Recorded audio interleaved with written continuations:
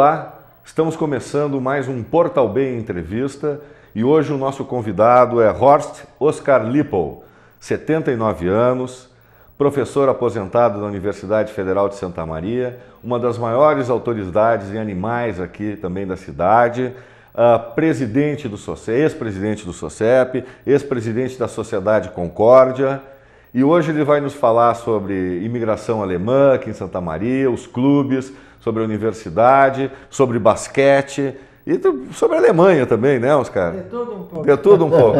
Oskar, quem foram seus pais? Onde é que você nasceu e qual é o lugar dos seus primeiros estudos?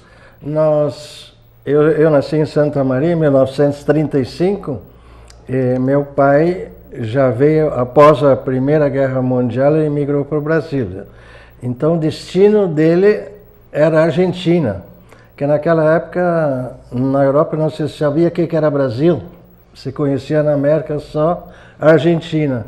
E cruzando com outro colega que também ficou em Santa Maria, que é uma família muito conhecida, família Fleck, eles chegaram a Santa Maria e cada um achou um alemão, descendente de alemães. Foi né? quando isso? 1918? No meio da guerra? Foi mais ou menos 1920, por aí. Depois da guerra, então? Depois da Primeira Guerra Mundial.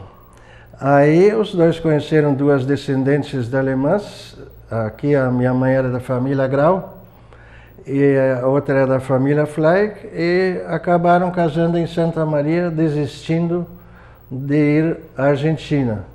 Que meu pai desembarcou em Santa Catarina, no Porto, e veio a Santa Maria praticamente a cavalo.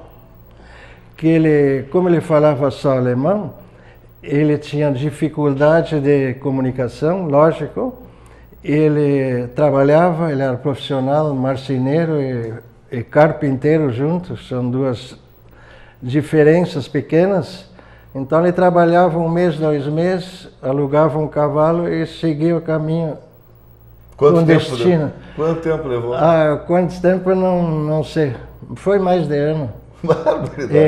Então destino, naquela época não havia comunicação nenhuma, né? Comunicação na época era cavalo. Então ele, o Paulo Fleck, que tem uma grande descendência em Santa Maria, vieram a cavalo até Santa Maria, com destino Argentina. Aí, como já falei, conheceram duas pessoas de descendente alemã que falavam alemão e a paixão falou mais alto. Se sentiram em casa. Se sentiram em casa e acabaram casando ambas em Santa Maria e formaram duas grandes.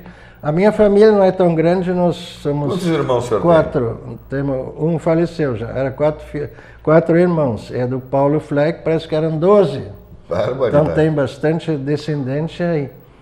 Aí, com o passar do tempo, o pai casou e meu pai de profissão era marceneiro, não carpinteiro. Qual é a diferença? Marceneiro é aquele que faz móveis e carpinteiro que faz obras. Então, mas se o cara é bom, ele faz os dois. Ele faz os dois. Mas então meu pai era muito caprichoso no serviço até o fim da vida dele. Ótimos móveis. Eu tenho um lá em casa ainda. Tem muita gente que, como tu mesmo está falando, que tem móveis há mais de 50 anos. Eu tenho móvel de 70 anos que tu faz com o dedo, assim, tu abre e fecha, assim, sem... Aí nós criamos a fábrica de móveis Fritz Lippel e Filhos Limitado, que era na rua dos Andrades, onde hoje é a Unimed. Então ali nós passamos muitos anos e eu também comecei a trabalhar na fábrica de móveis, principalmente na área de torno. Eu torneava as madeiras para fazer os trabalhos bonitinhos das madeiras. E passado muitos anos eu recebi um convite do ex-reitor José Mariano da Rocha Filho para ir trabalhar na universidade. E eu aceitei. Que área? Na área de... foi até muito engraçado isso. Eu fui 12 anos diretor do Museu Vitor Bersani da União dos Caixeiros Viajantes. Então ali eu lidava com animais mortos, com serpentes, coisa e tal. Aí um dia X chegou um professor da universidade, junto com um americano, um americano alto, de quase 2 metros de altura. E disseram para mim que eles tinham pegado truta no Vacacaí Grande, no Verde. Eu digo, não pode, como é que vai ter truta aqui? Nunca houve truta aqui na região nossa. Não, o americano falava meio atrapalhado. Ele disse, eu saber que eu vim dos Estados Unidos. Digo, não interessa, mas não tem truta aqui. Ele disse, como o senhor duvidar de mim? Eu digo, eu quero ver as trutas. Aí o colega era o Paulo Ari Flores Moreira, tu deve ter conhecido. De nome. De nome, o Paulo era também novato na universidade, aí eles me convidaram para a universidade olhar. Uns dias depois eu fui. Aí eu fui no setor de piscicultura, aí me apresentaram um vidro alto assim, com um bocal bem grande e uma truta dentro. E eu olhei e comecei a dar risada, né? Aí o Paulo Ari me perguntou, mas por que está rindo, Lipa? Mas cadê a truta? Ele está aqui, mas tu está olhando para... Isso não é truta, é traíra, porra. Então eles ficaram muito sem jeito, e essa conversa caiu nos ouvidos do reitor. E imediatamente ele me chamou, à reitoria, e ele sabia, eu tinha um museu particular de história natural, de tudo que é bicho, e ele me convidou para trabalhar na universidade. Eu fui prontamente e lá fiquei, até nem sei mais quantos anos. E foi para o setor de piscicultura, depois se criou o setor, a disciplina de fauna silvestre na universidade, da qual eu fui 7 ou 8 anos professor, mesmo não tendo curso superior, mas eu entendia da fauna, né? Não adiantava na época ter curso superior e não saber nada, né? Então eu dei aula todo esse período e tenho grandes amigos ainda da primeira turma de engenheiros florestais. Isso é muito gratificante. Então fiquei todos esses anos, se fundou o setor de piscicultura, dentro do departamento de zootecnia, da qual eu fazia parte até sair de lá. Então para mim foi altamente gratificante trabalhar na universidade e por ter recebido um convite de reitor. Eu não precisei fazer concurso e coisa nenhuma. Então, às vezes, acham ruim uma coisa assim, mas ele conquistou um profissional pela experiência, e não porque o que ele vai escrever no papel, 2 e 2 são 5. Então, isso para mim foi muito gratificante. Eu acho que foi o único caso, praticamente, na universidade, que aconteceu isso. Aí foi fundado o setor de piscicultura, que eu fui um dos primeiros que trabalhei com reprodução artificial de peixe na universidade, e nós tínhamos uma equipe boa, funcionários de excelente qualidade, e ali eu me senti totalmente em casa. A universidade era a minha segunda casa. Eu trabalhava pelo prazer de trabalhar, logicamente também, esperando meu dinheiro no fim do mês, né? Mas útil agradável, aquilo que gosta. Útil agradável. Eu hoje me sinto assim, totalmente, internamente satisfeito por ter participado um tempo de 10, 12 anos da universidade e sendo talvez o único cidadão que deu aula durante 7 dias sem ser professor, sem ter curso superior. Então, acho que foi uma raridade na universidade. Até depois de um tempo X, olha, eu não ganhava nada extra, né? Eu ganhava como técnico e não como professor. Aí depois convidei um outro cidadão, um contraparente meu, ele tirou agronomia na época, para me substituir. Aí eu ajudei, dei as matérias, ele ficou no meu lugar. Isso também foi muito gratificante para mim, foi uma parte da vida muito bonita na minha vida, ter servido à universidade e principalmente na gestão do professor e fundador José Maranda Rocha Filho. Mas Lipa, me conta uma coisa agora um pouquinho, vamos voltar um pouquinho antes, é linda essa história, mas eu queria saber um pouquinho mais, antes aqui do nosso programa começar, tu me falou que durante a juventude foi para a Alemanha, que passou toda a guerra lá. Como é que foi isso? Como é que tu foi parar na Alemanha durante a guerra, na Segunda Guerra? Me conta essa história. O meu pai saiu da Alemanha depois da Primeira Guerra, Primeira Grande Guerra. Estava feia a coisa lá pela Alemanha. Estava feia. Ele saiu de lá, como já contei, ele vinha vindo para ir para a Argentina e acabou ficando em Santa Maria por causa de mulher, né? Porque a mulher é uma... Sempre assim, é né? sempre assim. E elas não sabem isso. Sabem, sim. Sabem. Ou você faz de bobo, às vezes, né?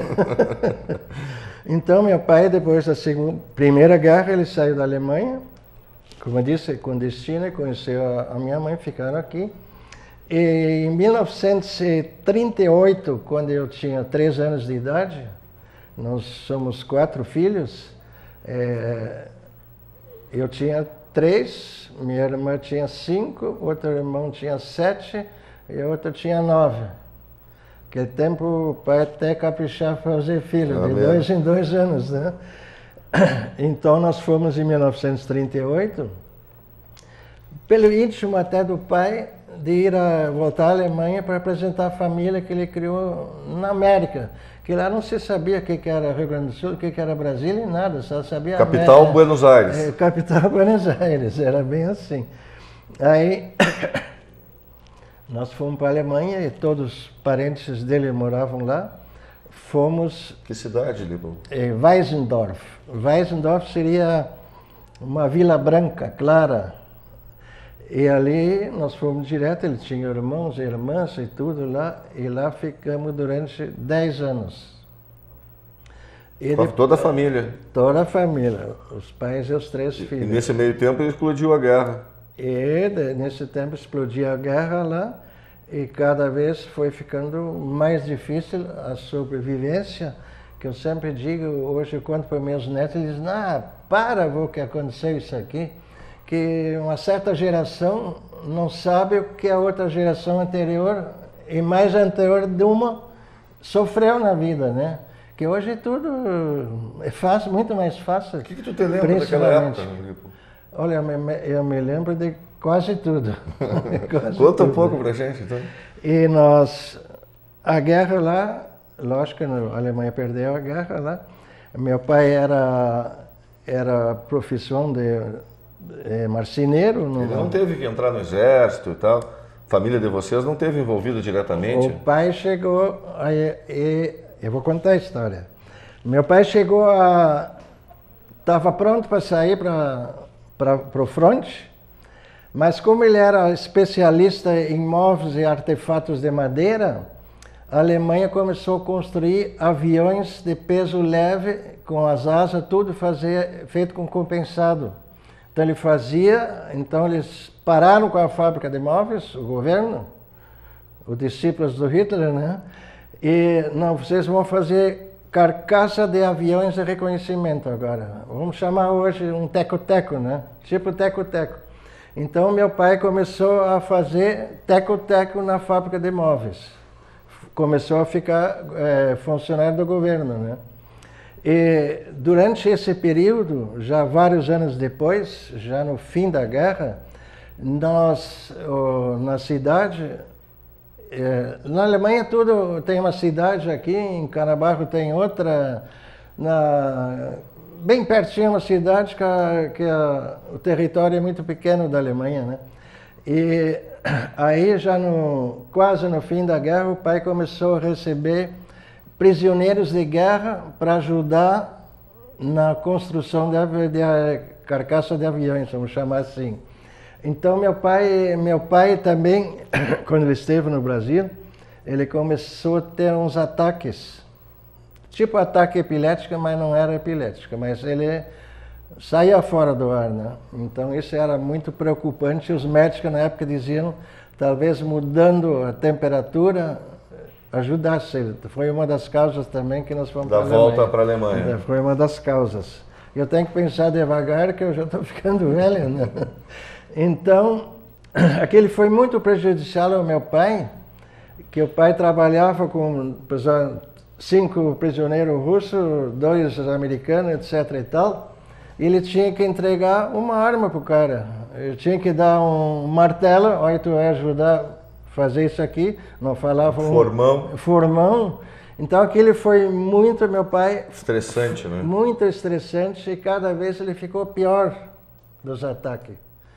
Então isso foi muito prejudicial à nossa família, mas depois que terminou a guerra, aí se acalmou e não tinha recurso na Alemanha para descobrir qual era a causa desses ataques do meu pai.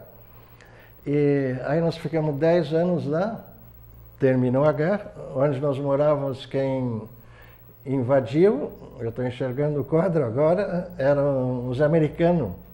Então eles entravam nas casas, tu tinha que pegar um pano branco e pendurar na janela, né? Que é sinal que tu te entregou, né? E lá na nossa casa assim foi feito. Então, onde nós morávamos, cruzava aviões no fim da guerra, que praticamente escurecia o céu de tantos aviões. Bombardeios americanos, franceses, etc. e tal. E a gente via no ar, às vezes entrava um avião de caça alemão, que era um famoso, o Stuka. Ele entrava no meio daquele treco e quando um avião cai, a primeira coisa a gente vê e sai fumaça, vamos dizer, na traseira do alto, né? Quando sai, ele se desce. Bem perto de casa, um americano conseguiu saltar de paraquedas e se escondeu, lá era zona rural, né? E daquelas montes que fazem de trigo, assim, quando escolhem um trigo, depois a palha fica, e o cara se enfiou dentro daquele troço ali. Eles colocam por ali com garfo, aqueles que tu ajunta a bosta, né? Não, ancinho não, é um garfo. E começaram a enfiar aquilo ali para ver se achavam, até que acharam americano. Né? E como é que vocês voltaram para cá? Por que voltaram? Nós voltamos. Uma segunda vinda para o Brasil? Segunda vinda. Teu pai voltou também, né? Sim, nós éramos 4 filhos e os pais voltamos, principalmente para fugir daquela miséria após guerra, que era muito, muito grande, a falta de alimentação. Às vezes eu tenho certeza que minha mãe não comia para dar comida para nós. Então nós voltamos e os ataques do pai cada vez pioraram mais com a tensão da guerra, né? Então nós morávamos numa cidade interior e os americanos cruzaram e entregaram a nossa região lá para os russos. Me lembro, o primeiro russo que veio entrou a cavalo. Na parte oriental da Alemanha. Ficamos na parte oriental. Uma noite X, o pai diz, amanhã, na outra noite nós vamos fugir daqui. Cada um pegou uma sacola, mais ou menos 30 graus abaixo de zero, e fugimos noite adentro, nós 4 filhos com o pai e a mãe. Aí nós fomos, até que nós chegamos em Berlim, que o Berlim era dividido em zona russa, americana, francesa, tudo dividido, né? Nós conseguimos chegar na parte americana. E lá tinha um grande campo de concentração para refugiados estrangeiros. Não é campo de concentração aqueles outros tipos, né? Sim. Então ali tinha brasileiro, colombiano, etc, etc, etc, né? E nós ficamos um tempo pessoas que estavam desgarradas na Europa. Desgarradas para voltar para a América, né? Aí nós ficamos um período X e dali de Berlim nós fomos para Hamburgo, só os 4 filhos, para chegar a Hamburgo e pegar um navio, né? Meu pai não pôde ir, porque ele era alemão, né? E minha mãe ficou com o pai e nós fomos sozinhos para Hamburgo pegar um navio sem ninguém falar uma palavra em português. Então, até na Alemanha estava bom, mas no momento que nós chegamos dia 1º de janeiro em Hamburgo, quando nós conseguimos entrar no navio brasileiro, é uma coisa que me marcou assim, entrei naquele navio, fiz assim, mas que cheiro bom, gozado, mas não sabia o que era. Então depois no navio fui descobrir que era cheiro de laranja, porque eu não conhecia laranja, porque lá na Alemanha não tem fruta cítrica, né? Então aquilo me marcou até hoje. O cheiro da laranja. Primeiro cheiro de uma laranja, que coisa gostosa, né? Aí nós voltamos só os 4, meus 2 irmãos, era mais novo. Vieram de Hamburgo para o Rio de Janeiro? Não, nós paramos na Bahia. Na Bahia, e Até na Bahia eu não conhecia a raça africana. Negro eu não conhecia, porque não tem, naquela época não tinha negro na Europa, né? E até eu olhei assim e digo, mas que gozados, são diferentes aqui, né?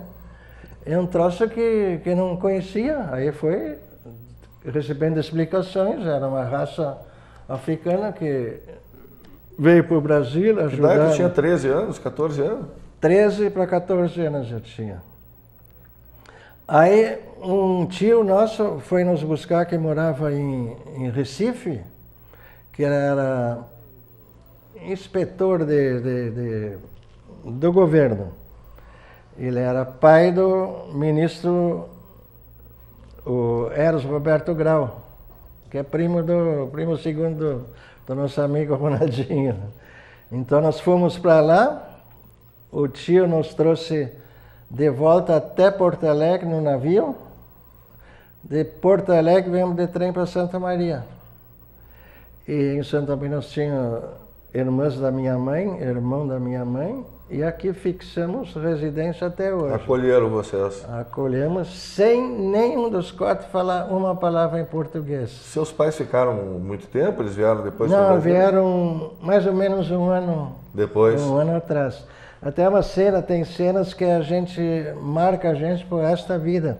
Que quando nós entramos num trem de Berlim para Hamburgo, não era trem de carga, tipo de carregar boi. Era trem que eles usavam para as tropas da guerra, né? Então, se cabia 300 pessoas, se enfiava 500. Então, o meu irmão mais velho nos tirou lá para dentro e quase que ele não conseguia entrar no vagão também. Pela super, era desespero de fuga, né? E foi a primeira vez que eu vi meu pai chorar na minha vida. Também não é para menos. Bah, aquilo foi marcante, marcante. Aí nós viemos para Santa Maria, fixamos aqui, se criamos. Eu já sou vovô há vários anos. Quantos filhos tem? Eu só tenho uma filha, mas já casei 3 vezes. Mas eu sou feliz. Eu acho que casamento é bom quando a gente é feliz, né? E daí, como é que foi essa adaptação ao Brasil de novo, só falando alemão? Como é que foi a cidade? Como é que Santa Maria te acolheu? Muito bem, eu tinha uma série de primos aqui, a gente brincava. Falavam alemão? Não, nem eu falava alemão, mas a gente se entendia. E rapidamente, menos de um ano, muito menos de um ano, eu já estava no colégio, com muito orgulho, no Olavo Bilac, que eu passo a pé seguido no Olavo Bilac, eu olho para lá, me lembro da professora Maria Rocha. O nome do colégio é Maria Rocha, claro, hoje, né? Então, que é normal, os guri gozavam com a minha cara, que eu não sabia falar português, né? Como hoje. Guri não perdoa. Não perdoa. E eu chorava de bravo, né? E aí a professora Maria Rocha, ela era diretora da biblioteca na época, ela não falava nada de alemão, né? Me levava para a biblioteca e me acalmava, coisa e tal, papai. Isso eu tenho gravado no meu coração até hoje. Aí fui indo, estudei no Bilac anos, fiz o ginásio no Bilac, depois não quis mais estudar, fui trabalhar. E jogou basquete? Mas não era bom. É? Não, eu joguei no Juvenil Atlético, mas havia uma rixa muito grande entre Atlético e Corinthians. Eu Irajá depois também. Época de ouro do basquete de Santa Maria. Época de ouro, era época de ouro. Depois, nem tudo que reluz é ouro. Né? Não, às vezes, como tudo na vida, né? Tem um apogeu, tem uma queda. E aqui em Santa Maria eu tive a primeira escola de adestramento de cães pastores alemães. Eu fui fundador do Núcleo Pastoreiro de Santa Maria e abri uma escola de adestramento. Funciona ainda? Parece que funciona ainda no mesmo lugar. E eu cheguei a ter 40, 45 cães em casa para adestramento, né? Então eu fui primeiro criador, junto com outro cidadão, de pastores alemães em Santa Maria, que é um cão maravilhoso. Aliás, o cachorro às vezes tem patrão que não deveria ter, cachorro mais importante que o próprio dono, né? Então, adestrar cachorro, às vezes os caras acham, não é muito difícil. Tem que saber lidar com o animal, e não é difícil. Cara, com animal é que nem cachorro. Tu pode criar teu filho bem, é um malandro que eu não consigo educar, é a mesma coisa. O cachorro tem personalidade, Tem né? muita personalidade. Varia de um para o outro, não é uma máquina, né? Não. Estão todos diferentes. Dentro da própria raça existe essa diferença, como existe um ser humano dentro da própria família. Tem um meio louquinho numa família, outros são faceiros. Então, aquele foi também dignificante para mim. E depois eu parei, digo, vou parar, vou me aposentar. E me aposentei e eu fui, durante 18 anos, diretor do Museu da União dos Caixeiros Viajantes, Museu Vitor Bersani. Foi agora ali para transferido para o programa 10. Quando eu saí de lá, foi transferido para a universidade. Mas o SOCEP é uma paixão ainda, né? Ah, a SOCEP é uma paixão. Eu vivo dentro da SOCEP, eu fundei a SOCEP, criei a SOCEP. Não vou dizer que apanhei, mas tive desgraças também. Em tudo que é clube existe, em certas fases, oposição. Quase sempre oposição de ciúme. Não, aquele desgraçado fez muito, vamos botar fora, papapá. E quase todos, quando dá esse desconforto de uma segunda classe de clube, e quase nunca dá certo. Mas na SOCEP sempre deu certo.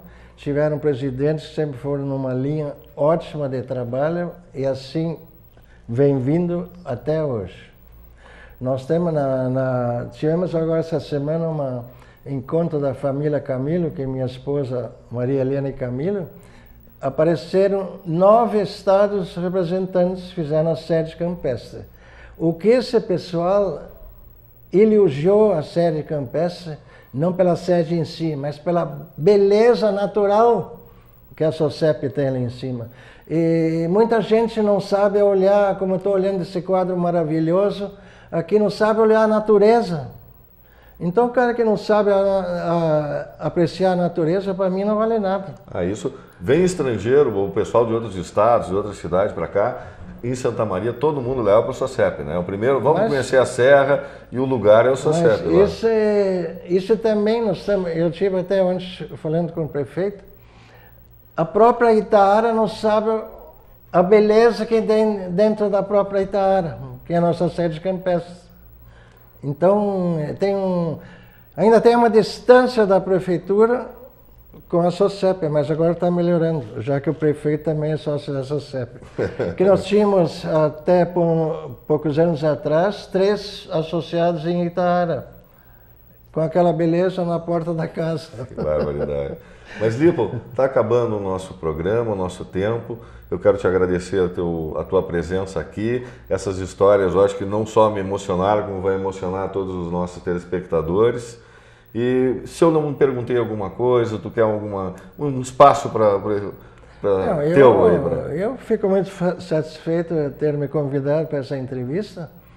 E se um dia puder, nós podemos, tenho certeza que tu vai poder, numa roda de cerveja, nós podemos conversar mais 2 horas, já que tu também é amigo do meu sobrinho, que é o cervejeiro de Santa Maria. O Ronaldinho é a melhor cerveja de Santa Maria, né? E o Ronaldinho fez uma cerveja em homenagem ao tio, que é a Uncle Oca. Excepcional, uma das melhores que eu já tomei.